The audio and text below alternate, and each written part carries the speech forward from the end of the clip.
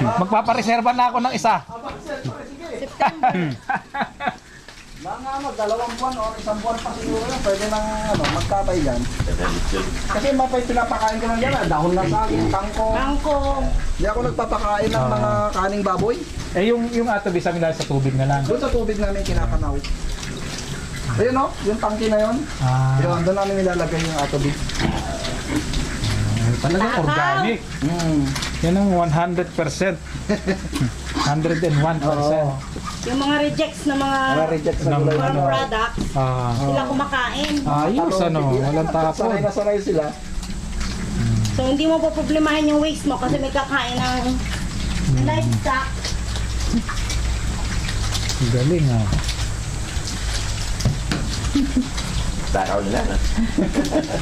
Ang brand name ko diyan pagka nag-ano na ako is Smiley Pigs. Smiley pigs ha. Talaga si Mrs. Kompleto sa Marketing. Kasi ano why Smiley Pigs pagka may nagtanong sa akin? Kasi nasa natural habitat sila. they're always masaya smiling. sila. Oh, They're they're always happy. smiling. Happy. Happy and contented. Happy. Ito ang natural habitat ng pigs eh. Padukal-dukal lang ng gano'n.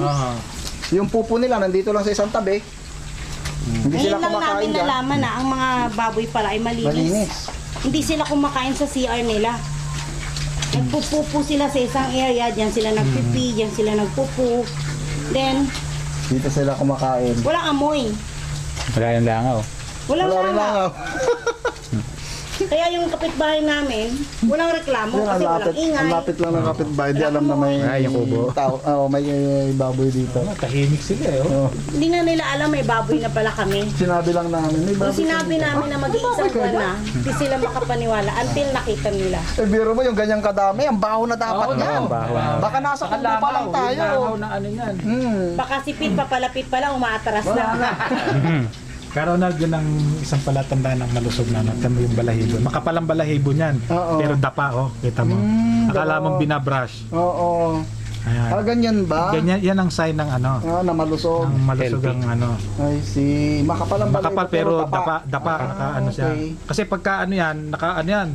Nakatirik yan pagka Pag hindi healthy. pag hindi malusog. Hindi ko ang alam ano. yun. Hindi nga kaya. Yan ang palatandaan ng ano. Malaman mo na ngayon. Ayun, mga kamote, yan. Nakain nila, kamote. Yung kangkong yan. Kaya parati ubos ang kangkong dito eh. Mga kangkong namin napupudpud.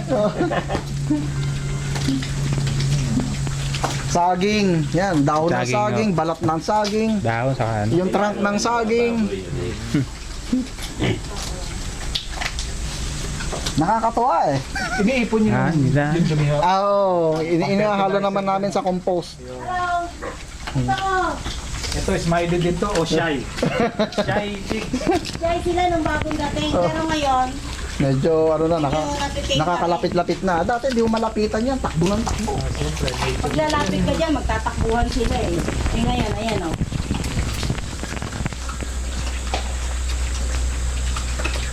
Sino ba dito si Kulit, Daddy? Ayun! Si Kulit. Pangaba ng uso, no? Dapa rin ng ano nila, ang balahibo. Dati pupunta pa kami ng Nueva Vizcaya para makakain ng tapang baboy damo. Oo. Eh ngayon, ito na meron na kami. Kaya marami nagtataka, nasa IT na kayo, maghahalaman pa kayo. Di ba maraming pera sa pag- Yung lumot, hindi sasakto doon sa pangailangan nila pagka yung ilalim lang. Okay. Ay mami, nanganganak yan ah. Ayun, may malaki oh. Katabi oh. Okay. Nandito naman tayo sa palaisdaan ni Kompleto na. ni Ka Ronald dito sa Costales Nature Farm sa Mayhay, Laguna. So, Ka Ronald, itong ating ang tawag kasi diyan, fish tank eh, concrete tank ano po. Oo. Hindi naman fish pan. So, Oo.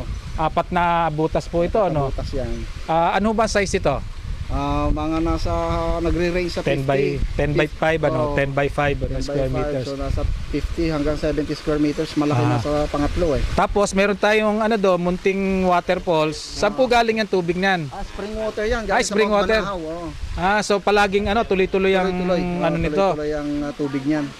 So gaano katagal na po itong ating ano, fish tank natin? 1 year. 1 year na. 1 1 year na to. Nung ano kayo, nung inano nyo to, ano po ba ang inyong inalagaan? Tilapia na po ba ang inalagaan nyo? Yes, tilapia na. Yung unang inalagaan ko dito, commercial feeds. Ang gamit ko nung una. Oo. So, Problema ako, mahal ang commercial feeds. tatanungin ko pa lang kayo kung anong problema. Unahan nyo na, ano naging mga problema nyo doon sa paggamit ng commercial feeds? Well, unang-una, yung presyo, mahal talaga. Masakit sa bulsa. Pangalawa, yung lasa niya, hindi ganun kasarap. Parang hinahanap ko yung dinamnam ng tilapia. Nung araw. Na nauhuli ko sa ilog nung araw. Aha. Oo, tapos yung pangatlo, maraming patay. Maraming mortality. Oo, yung mortality. Mataas ang mortality. Dahil malamig daw yung tubig dito. Malamig ang tubig. Oo. Teka muna, dito sa Mahayhay, dahil nasa paanan tayo ng bundok ng Banahaw, Oo. malamig ho dito, no? Malamig. Karaniwan po bang may nagtitilapia talaga rito? Wala. Kami lang may tilapia dito. Sabi nga nila, hindi mabubuhay ang tilapia rito. Mababansot daw. Ayun, dahil malamig, ano? So kayo lang ang nabukod tanging Kami merong tilapia, Tilapiaan dito. tilapiaan sa Mahayhay. Okay. So isang taon na po to, tapos nabanggit nyo, marami kayong problema sa paggamit ng commercial feeds. Ngayon po, ano po ba naman ang ginagamit nyo ngayon? Ang ginagamit namin ngayon yung organic feeds.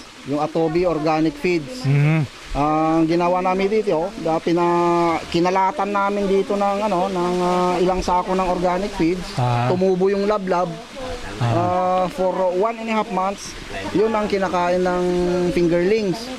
And then after that, tsaka kami nagpapakain ng organic feeds pa rin. Hindi na kami nagpapakain ng commercial feeds. So 100% organic 100%. aqua feeds yung pinapakain natin ngayon. Oo. So ito ho, naglagay po ba kayo ng bagong fingerlings? Yes, naglagay ito. ng bagong fingerlings. Kailan po yun? Kailan po? Mga ilang weeks na o Siguro months? Mga for 8 weeks na ngayon. So magto 8 weeks 2 months na? 2 months na, yes. Kamusta naman po yung progress ng ating ano? Mabilis yung paglaki niya. 3 fingers na to ngayon, no? 3 fingers na, and then ganyan nakalapad siguro. Tapos yung mortality, talagang halos walang mortality. Ilan po yung inilagay nating fingerlings dito? Siguro nasa 3 or 400 yung nilagay dito. And then sa kabila, ito mga 600 siguro, mas maluwang ng konti. Dahil mga 5 pieces yata sa isang square meter.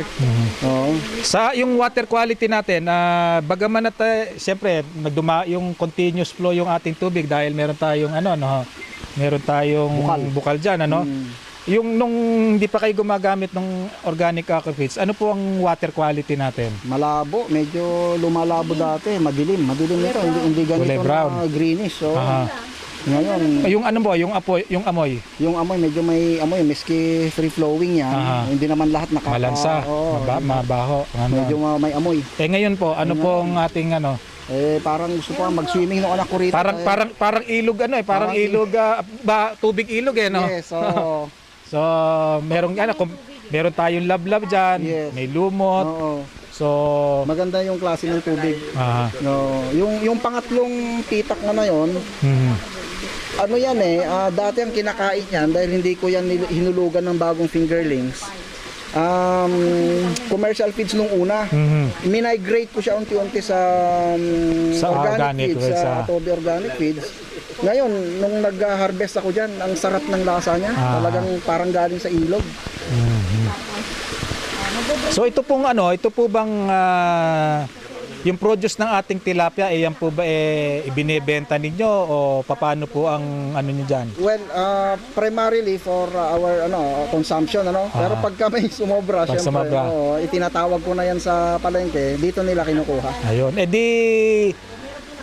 Parang yung itlog natin ng itik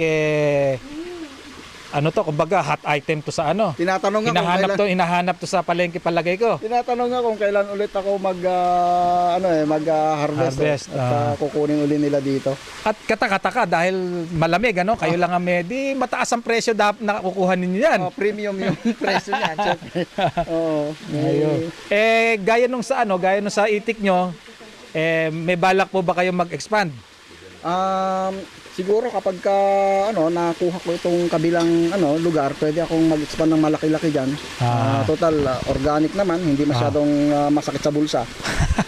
Pero malaki kita. Pero magandang kita. Ayun. Oo. Okay. Very good.